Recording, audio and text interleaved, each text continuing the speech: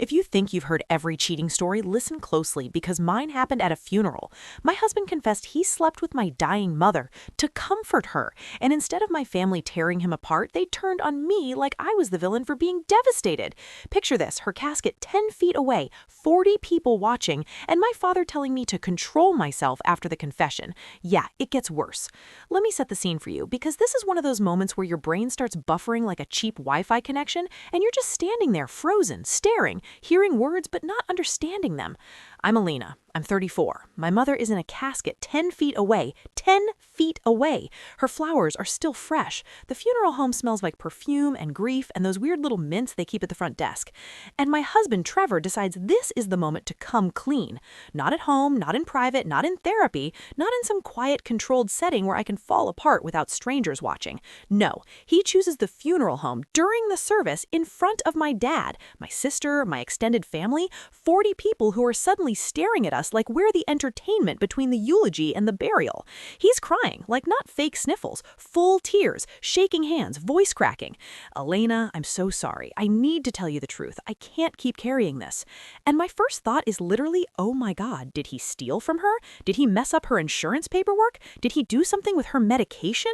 Because your mind will do anything to avoid the obvious. I whisper, say that again? He takes a breath like he's about to confess to murder. Your mom, in those last few weeks, she was so scared, so alone at night when the pain got bad, and you were working so hard trying to keep everything together. I wanted to help. Help. That word is the first hook in his little emotional trap, because help sounds noble. Help sounds like casseroles and picking up prescriptions and sitting bedside when hospice is there. So I nod. I nod like a stupid little bobblehead because yes, he did help. He stayed with her. He sat with her while I dealt with hospital bills and insurance calls and being the adult child who suddenly becomes the parent. Then he goes lower. One night, she asked me to hold her, just hold her, because she didn't want to be alone. And I'm thinking, okay, that's sad, that's heartbreaking, but it makes sense, until he adds, and then it happened. Those two words are like someone turning off the oxygen in the room. He initiated it, he says quickly, like he's trying to get ahead of the sentence that will destroy my life. Elena, I swear to God, she said she didn't want to pass on without feeling alive one more time, without feeling desired. I take a step back. What are you saying? And he says it, clear, clean, no ambiguity. We were intimate. I don't know how to describe what happens in your body when someone says that. It's like your skin goes cold and your stomach drops and your ears ring and your heart starts racing, but your face stays still because your brain is protecting you from snapping in half. I slept with your dying mother, I say, and it comes out like a question, even though it's not. It only happened twice, he says, only twice, like he's offering a discount, like cheating with your dying mother twice is somehow a smaller sin, like there's a loyalty program for betrayal. Then he hits me with the worst part. She asked me not to tell you. She said it would break your heart. She didn't want you to remember her that way, but I can't stand here at her funeral and lie anymore. You deserve the truth. Now, watch how slick this is. He frames it like your mother initiated it, it was a mercy act, he's suffering, he's being honest, and if you react badly, you're the monster who can't handle the truth. It's emotional jujitsu. And I did what any human being with a pulse would do. I slapped him. Not a cute TV slap, a real slap. The kind that echoes, the kind that makes heads turn, the kind that says, you just detonated my life. And here's where the story turns from disgusting to psychotic. My dad moves, but not towards me, towards Trevor. Elena, my dad says sharply, control yourself. This is your mother's funeral. I stare at him like I'm looking at a stranger. Did you hear what he just said? And my father, dead serious, says, I heard a confession from a man who is trying to bring comfort to a dying woman. Excuse me? Then he adds, your mom told me what happened before she passed. She wanted me to understand in case Trevor ever told you. My knees literally soften, like my body is trying to sit me down before my soul leaves my bloodstream. She told you? She did, he said, and she begged me to help you understand. Then my sister Jenna touches my arm and says, Lena, maybe we should talk about this later. And I shake her off because my instincts are screaming now. You knew too? and her face answers before her mouth does. Mom told me the day before she passed, she was worried you'd react like this. Worried I'd react like this, like I'm a toddler throwing a tantrum because someone took my toy, not a woman whose husband just admitted to sleeping with her mother. And now I look around the room. My aunt won't meet my eyes. My uncle is nodding sympathetically to Trevor. People are literally giving him that poor man look.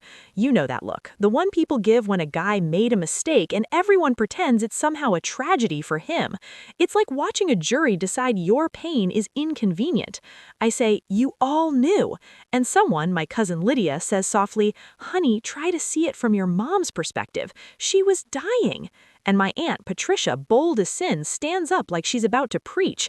He's a good man. He made a sacrifice. Your mother was grateful. She passed peacefully because of him. That's when my brain finally stops buffering and just goes full rage, because what they're doing is the most infuriating kind of manipulation.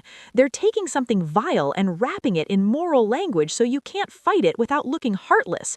They're calling betrayal comfort. They're calling cheating sacrifice. They're calling your shock hysteria. And then my father tells me to leave. He says, get out, you're hysterical. Hysterical. At my mother's funeral, after my husband confessed to sleeping with her. And nobody follows me outside. Nobody. Not my dad, not my sister, not Trevor. They let me walk out like I'm the problem that needs removing so the service can go back to normal. So I sat in my car in the parking lot staring at the steering wheel, feeling like I'd just watched my entire family pick a side, and it wasn't mine. And then my phone starts buzzing with texts like, Mom wouldn't want this. Please don't let Trevor's honesty ruin the funeral. Come back inside. His honesty. That's what they called it. Like I should be grateful he confessed to a crime against my soul. I need you to tell me in the comments right now, if your husband confessed this at your mom's funeral, do you slap him, scream, or go completely silent and plot? And be honest, did I ruin the funeral, or did they ruin my life and call it compassion? Also, drop your city if you've ever been gaslit by family when you were the one betrayed. I didn't cry in the car at first. I just sat there gripping the steering wheel like it was the only solid thing left in my life. You know that numb, electric feeling where you're not even fully in your body anymore, like you're watching yourself from a security camera in the corner of the funeral home parking lot. Then my phone buzzed again. Jenna, Dad wants to finish the service. Please come back inside. Another text right after. Mom wouldn't want this. Mom wouldn't want this. Not Mom wouldn't want your husband inside her. Not Mom wouldn't want you blindsided at her funeral. No, Mom wouldn't want the scene. That's when it hit me my family wasn't protecting my mother. They were protecting the story they wanted to tell about her. They needed her to die as a saint, not as a complicated human being who did something unforgivable. And they needed Trevor to be a hero, because if he's a villain, then what does that make them for defending him? I started the car and drove without thinking, ended up at my best friend Veronica's apartment. She opened the door in yoga pants, took one look at my face, and pulled me in like she could physically block my life from getting worse. Tell me you're joking, she said after I choked the story out. I wish I was, I said, and they took his side. My dad knew, Jenna knew, my mom told them. Veronica stared at me like she was trying to solve a math problem that shouldn't exist. Okay, she said slowly, pouring wine like it was putting out a fire. Let's say for 1 second your mom really did ask him. That still doesn't make it okay. Trevor is the one with vows. Trevor is the one who's supposed to protect you. And that was the first time I felt the tiniest crack of clarity, because my family kept framing this like my mother had the power, like she initiated it, like Trevor was some helpless comfort blanket caught in a storm. But the truth is simple. When you're married, you don't get to outsource your vows to a dying person's feelings. You can feel empathy without crossing a line you can't uncross. You can hold someone's hand without climbing into bed with them. That's not comfort. That's a choice. I've been so busy trying to survive the public humiliation that I hadn't zoomed out and looked at what the situation could actually mean. If my mother wasn't in her right mind, then what Trevor did wasn't just betrayal. It was something uglier, something that doesn't get washed clean with tears at a funeral. I remembered the last few weeks, my mother calling me by her sister's name sometimes, drifting in and out, confusing days, slurred words, then suddenly snapping back to sharpness. It was inconsistent, like a light flickering. And then a name popped into my head. Carol, the hospice nurse. Carol was there on those overnight shifts. Carol saw what we didn't see. Carol knew whether my mom was asking for anything or just floating in a medicated haze. So I called her. She answered on the third ring, warm and gentle. "Elena, honey, I'm so sorry for your loss. Your mother was such a beautiful soul." "Carol," I said, and my voice didn't sound like mine, "I need you to ask you something, and I need you to be completely honest with me." "Of course." "In those last few weeks, did you ever see Trevor in my mom's room at night?" There was a pause, just long enough to feel like a warning. "Your husband?" "Yes, he was there quite often. He was very devoted." "Was he alone with her?" Another pause, longer. "Sometimes, yes, I would step out to give them privacy when they wanted to talk." My hands started shaking so hard I nearly dropped the phone. How was my mom's mental state? Was she lucid? Did she know what was happening around her? Carol didn't hesitate. That's the part I'll never forget. "Oh, honey," she said softly, "your mother was sharp as a tack right up until the very end. That's what made it so hard. The pain medication made her drowsy sometimes, but she was never confused or delusional." So there it was. My mother knew. If she asked Trevor, she wasn't hallucinating, she wasn't out of her mind, she wasn't accidentally saying things. She knew what she was doing. I thanked Carol and hung up, and for a second, my brain tried to twist that into relief. Like, okay, at least it wasn't assault, at least she wasn't being taken advantage of. But that relief lasted about 2 seconds before it turned into something worse. Because now the story wasn't, my mom wasn't herself. Now the story was, my mom, fully aware, slept with my husband, and then told my family, and they kept it from me, and they positioned themselves to defend it. That's not grief, that's coordination. Veronica watched my face change and said, "What did she say?" "She was lucid," I whispered. "Carol says she knew what she was doing." Veronica's eyes hardened. "That makes it worse, not better." "How?" I asked, even though I already knew.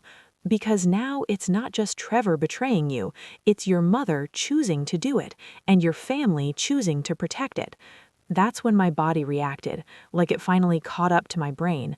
I ran to the bathroom and threw up, not politely, not quietly, like my body was trying to purge the whole week out of me.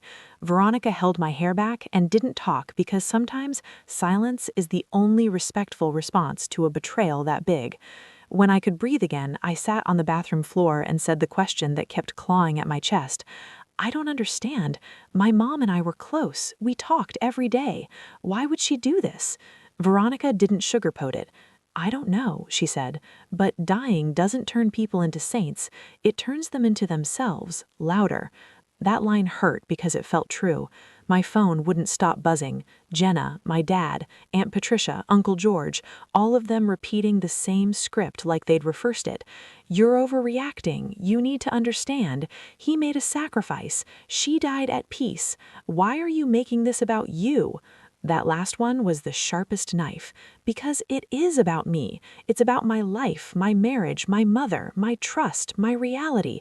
But when families are dysfunctional, they treat your pain like an inconvenience and your boundaries like a personal attack.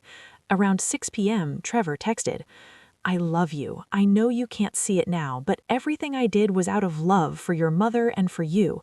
Please come home so we can talk." Out of love. He said love the way scammers say investment, like if he uses the right word, you'll hand him access to your peace again. I blocked his number, and that night, lying on Veronica's couch, I started seeing the real shape of what was happening. Here's the analogy that snapped it into focus for me. It felt like I was on trial for reacting to a crime that happened to me. Like I walked into a store, watched someone rob me at gunpoint, and then got dragged into court because I yelled too loudly about it. That's what my family was doing. They were policing my reaction, not the betrayal. They were more disturbed by my slap than by his confession, more offended by my anger than his actions. That's gaslighting, and it's the kind that comes with church clothes and polite voices and a smile that says, "We're doing this because we love you." On the fourth day, my dad called from a number I didn't recognize. I answered without thinking, mistake. "Elena," he said, "this has gone on long enough. You need to come home and work this out with your husband." "I'm not coming home." "Trevor is devastated. He's barely eating. He's racked with guilt." Good, I said, and I meant it. He got quiet, like my lack of sympathy was a crime. Your mother would be heartbroken to see you throwing away your marriage over this. That sentence right there is emotional blackmail.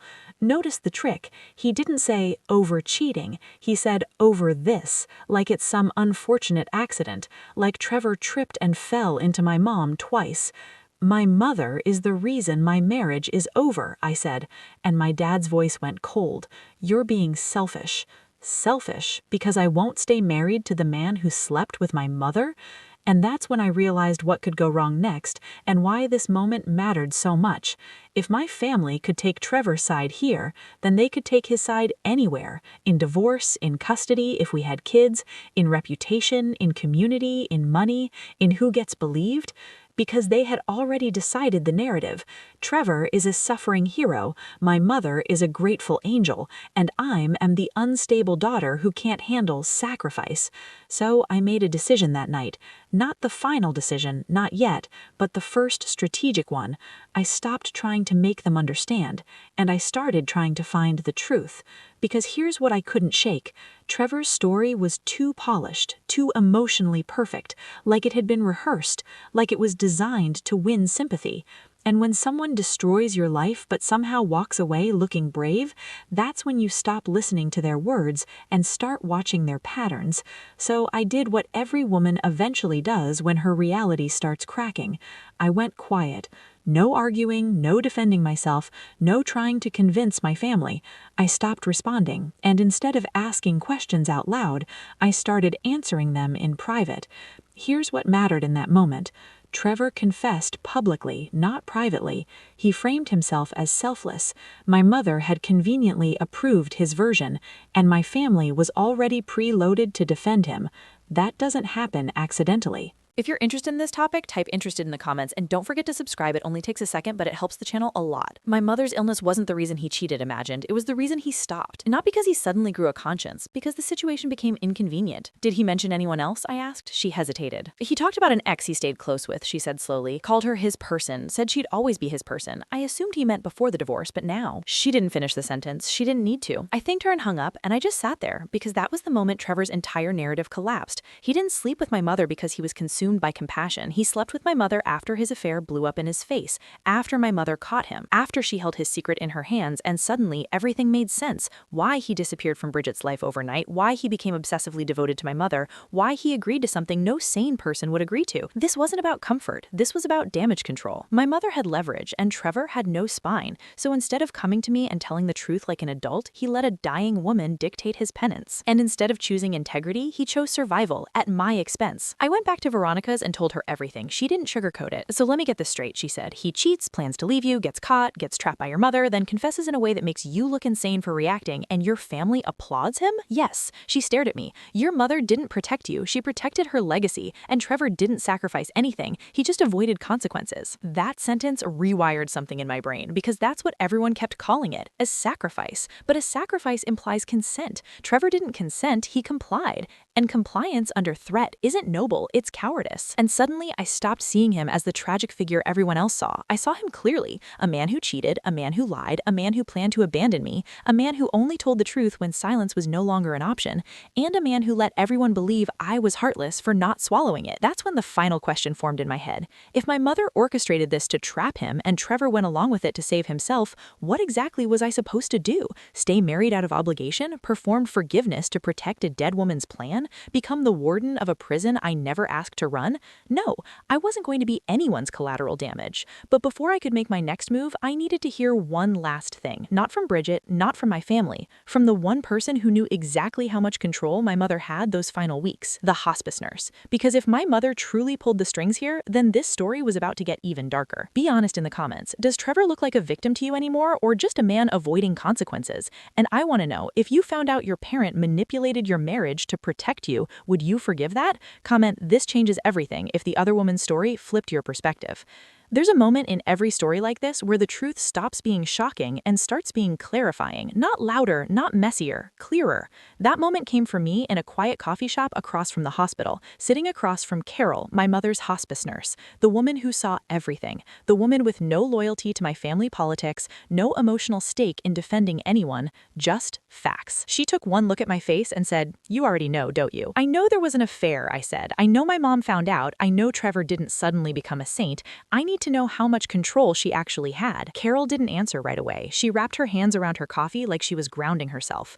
"Your mother was lucid, sharp, focused, strategic," Carol said finally. Strategic. That word landed like a brick. "She wasn't confused by medication," Carol continued. "She asked very specific questions about dosages, about side effects, about what made people compliant, about guilt." My stomach tightened. "She talked about Trevor a lot," Carol said, "about how he owed her. Those were her exact words, that he owed her for what he did to you." I swallowed. "Did she ever seem afraid of him?" I asked. "No," Carol said immediately. "The opposite. He was afraid of her. That was it. That was the line that changed everything." "Afraid how?" I asked. "Like a child who knew he'd done something wrong and was waiting for punishment," Carol said. "He watched every word he said around her, every request she made he jumped to." I thought about the way Trevor looked at the funeral, the shaking hands, the tears, the public confession that felt less like remorse and more like surrender. "Did you ever hear her threaten him?" I asked. Carol hesitated, then nodded.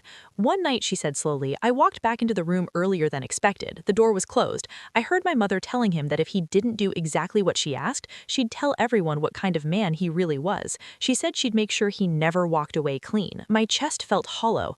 "And Trevor?" I asked. "He was crying," Carol said, sobbing, saying he'd do whatever she wanted, whatever it took, including sleeping with her, including confessing publicly, including letting the entire town see him as either a martyr or a monster, but never as a man who cheated and planned to leave." Carol leaned forward. "Elena," she said, "your mother didn't lose power at the end, she gained it." I left that cafe shaking because here's the truth nobody wants to say out loud.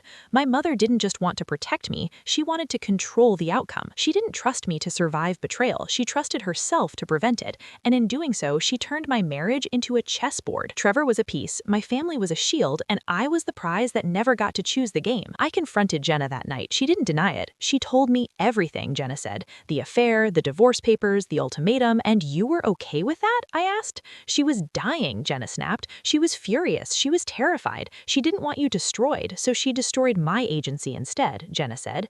Jenna didn't argue, because she couldn't. That's when the final truth settled in my bones. Trevor was weak, my mother was desperate, my family was complicit, and I was the only one expected to sacrifice indefinitely. So I did the one thing no one planned for. I chose myself. I didn't expose my mother's scheme. I didn't try to clear Trevor's name. I didn't beg my family to understand. I filed for divorce. Quietly. Cleanly. And when Trevor asked me, with tears in his eyes, "What about your mother's wishes?" I said, "She doesn't get to run my life from the grave." That was it. That was the moment the cage opened. Because here's the hard truth I want you to sit with if this story made you uncomfortable. Love that demands your silence is not love. Protection that erases your choice is not protection. And forgiveness that's required to keep the peace is just another form of control. I didn't leave because I hated them. I left because staying would have meant disappearing. And I'd already spent too long being managed, manipulated, and moralized into obedience. I wasn't going to do it anymore. Now I need your judgment. Did I cross the line by divorcing him instead of exposing everything? Or was walking away the only way to take my life back? Drop your take in the comments. And if you've ever been told to forgive something that shattered you just to keep others comfortable, share this video. Someone needs to hear that they're allowed to choose themselves.